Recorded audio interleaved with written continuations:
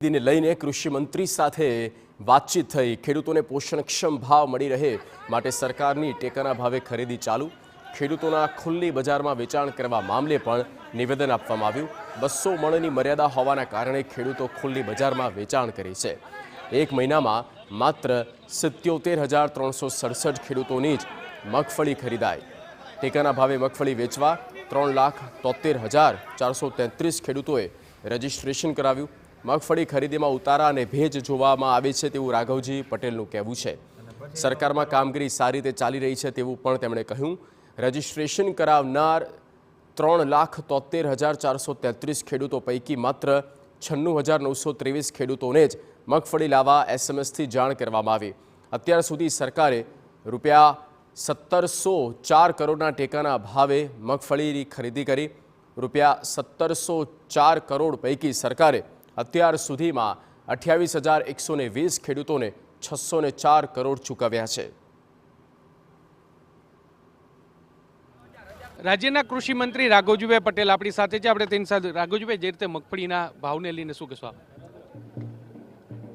અત્યારે સરકાર ટેકાના ભાવે મગફળીની ખરીદી કરી રહી છે। રાજ્યમાં 162 જેટલા ખરીદી કેન્દ્રો ઉપરથી સરકાર ટેકાના ભાવે ખેડૂતોની મગફળી સીધી ખેડૂતો પાસેથી જે ખેડૂતોએ નોંધણી કરાવી હોય પોતાની મગફળી વેચવા માટેની ખરીદી કરી રહી છે અને ટેકાના ભાવો પણ ખૂબ સારા છે। 20 કિલોના 1,356 રૂપિયાના ભાવે સરકાર આ મગફળી ખેડૂતો પાસેથી ખરીદી રહી છે।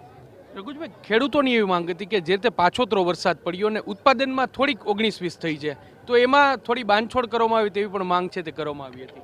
સામાન્ય રીતે વરસાદથી મગફળીને જે કાંઈ એના પાકને નુકસાન થયું હોય અને મગફળીના માલને સહેજ બગાડ હોય એવી કોઈ બાબતોમાં મગફળી રિજેક્ટ કરવામાં આવતી નથી।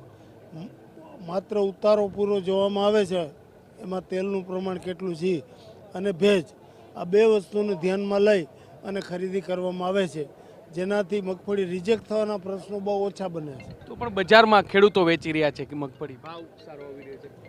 કારણ કે સરકારની ખરીદી કરવાની મર્યાદા છે।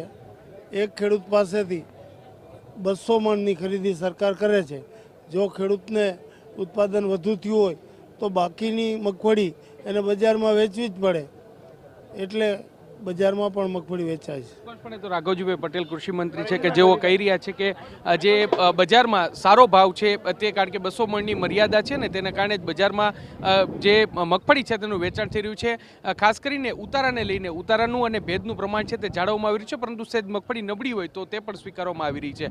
કેમેરા પર્સન ભાવેશ લશ્કરી સાથે મોહિત ભટ્ટ, TV9 રાજકોટ।